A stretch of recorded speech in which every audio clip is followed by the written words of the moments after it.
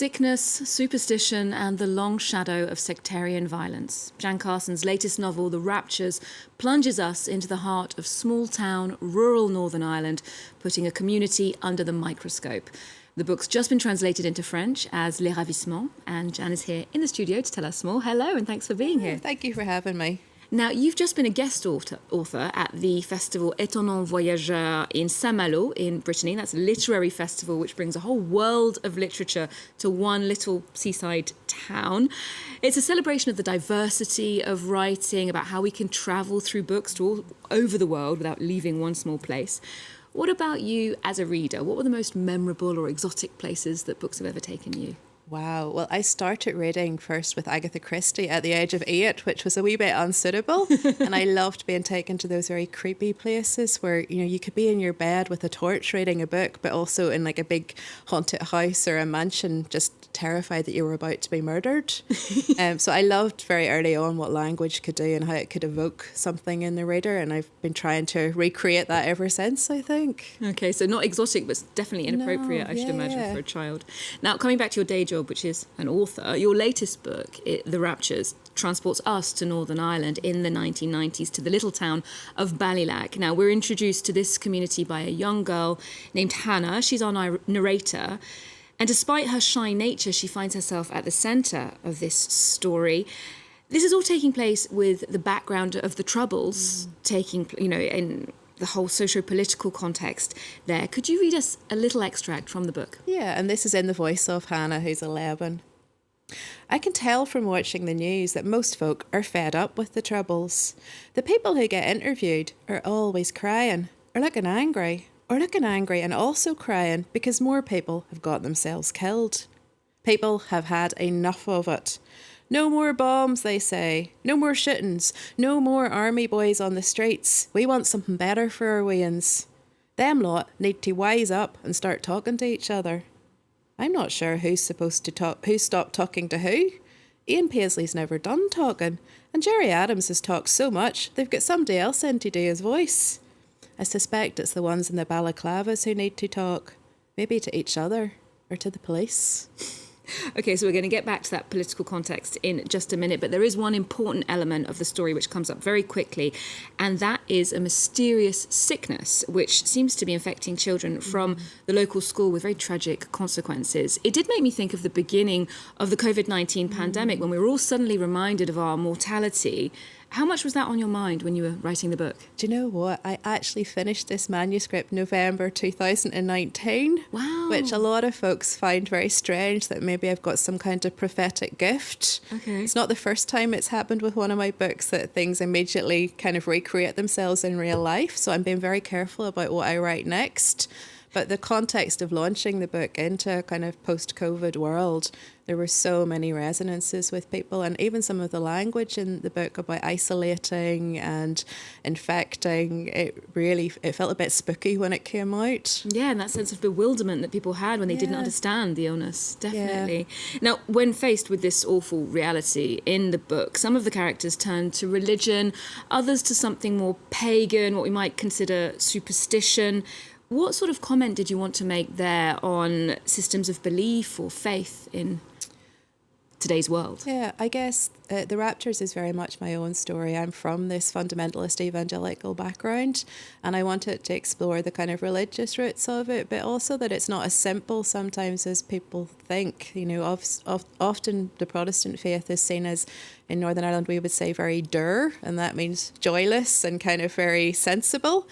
And yet I grew up with people who were practising folk cures and had roots in the kind of ancient traditions of Ireland as well. So this was an exploration of that meeting point where the miraculous meets the magical. And it was quite fun to play with that and to do some research into the mythology as well. Now, coming back to the socio-political context of that book, as I said, is set to the background of the Troubles. Your previous novel, The Firestarters, also evokes that period and the consequences, the aftermath in Belfast. There's this idea of history being passed from one generation to another, and we recently marked the 25th anniversary of the Good Friday Agreement, which ostensibly put an end to the conflict in Northern Ireland, and you were born and raised in Belfast and experienced some of that dark chapter of history. today, how do you see the situation for the younger generation? Is that still, those divisions, are they so still present in day-to-day life? I think the anniversary celebrations, and celebrations is even a loaded term, they're quite difficult to get your head around. Yes, we don't have the large-scale violence that I grew up with, but the underlying problems in Northern Ireland really haven't been healed. We still have a school system that's 91% segregated into Protestant and Catholic, so our children are being brought up with no experience really of people who have a different worldview of them. So a lot of those underlying prejudices and sectarian values, they haven't been dealt with. So I would love to see more emphasis going into integrating our schools, to making sure that our young people grow up open-minded, tolerant, concerned about things that young people should be concerned about, like the environment and unemployment and mental health, rather than this focus on binary politics. And I also acknowledge that I'm so grateful not to be able to go into a shop without fear that a bomb will go off, to be able to cross a border easily. So we hold those two things in tension. It's not as bad as it used to be, but we still have a very long way to come. It's an ongoing process of reconciliation. It's a peace process. It's not a peace destination point. That's true, yeah. Now, another recent project of yours, a literary project, is very different and super ambitious. A few years back, you decided to bring back the lost art of letter writing, sending a postcard to people around the world every day for a year with a little short story written on the back of it. Tell us why you decided to embark upon this challenge and how it worked out. Did you manage to do 365? I did, yeah. Wow. And more importantly, I managed to find 365 friends to accept them. I had writer's block. I think in France it's called the fear of the blank page. Yeah. And I wanted to provoke my imagination into working, and the idea of forcing yourself to look for stories and to see them everywhere as you travel through your day, I found really creative. And I finished the year and then I continued writing them. So I've written 2,000 now. When I'm on the road travelling, instead of writing "Wish you were here, the weather is nice" postcards, I write little stories home. 2,000 is how many years? Well, I now only do them when I'm travelling. Okay. But I am travelling quite a lot at the minute, so they're building up quite quickly. Fantastic. Well, maybe that will be a future collection for us to read. Now, alongside your work as a writer, I know that you've also worked in arts administration for many years, running workshops, community art centres. We often talk about arts and culture in an abstract way as a force for good, a platform for dialogue. But in your experience, what are the tangible tools or skill sets that it can actually provide or nurture in people? Post-1998, art was used in Northern Ireland in conjunction with the peace and reconciliation process. So the communities from either side of the sectarian divide were brought together to create. And I'm so honoured to have been one of the facilitators that began doing that in 1998. And I think it creates this space where we learn to listen to each other's stories. We learn to hear the difference, but also to see the similarities. So empathy comes from that. I also think it teaches us how to disagree well. Art's always about opinions and objectivity. We can both look at the same painting and see something very different. And in terms of Northern Ireland, we're taught this very didactic binary way of thinking, us versus them, Catholic versus Protestant.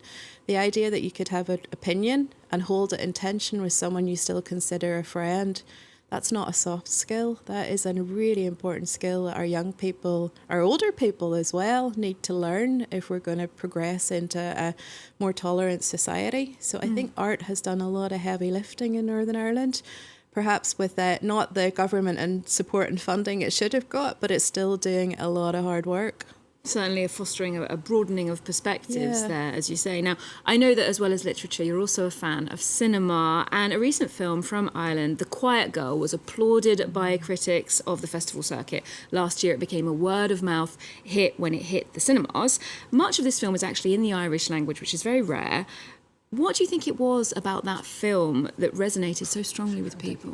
I think the Irish language at home is definitely on the rise, and it's been beautiful to see The Quiet Girl and a number of other Irish language films gaining success worldwide. I think for a lot of us, it's a beautiful piece of film that's gentle. There's a lot of white space in there for you to grow into the characters and to almost see yourself in your own kind of experience of childhood and fear and uncertainty in there. And the cinematography is just gorgeous. If you haven't seen it yet, please rush to the cinema and see it. We're very, very proud of this film. And also the novella Foster by Claire Keegan, which it's based on, is a brilliant read too. It really strangely flags up the power of silence. Yeah. I think. Jan Carson, thank you so much for joining us today. We'll wrap up the show with a clip of The Quiet Girl, which is in French cinemas at the moment, and Jan's book, The Raptures, is available now in English and in French.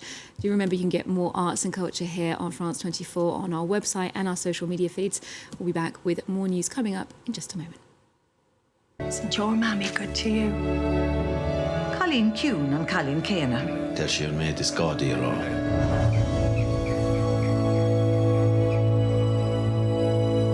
De har råd jeg går ljumse. Ni aging over rev. Et ekle strangering. Shut look. Den to say. Ni god dutch. Rodera. Koine gershine goni. So me dinner nor hogan desha vele chamad donte. Is a chail more on da var.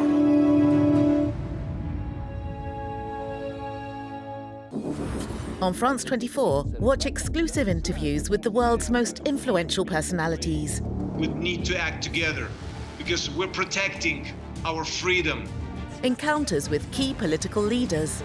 L'inquiétude, elle est extrême. Leading figures from the worlds of culture, sport and science. La science, la recherche, la découverte, le progrès, c'est important, c'est pas des mots qui sont vides. Whatever you think is right, you can do. Watch The Interview, a meeting of ideas on France 24 and France24.com. Liberté, égalité, actualité.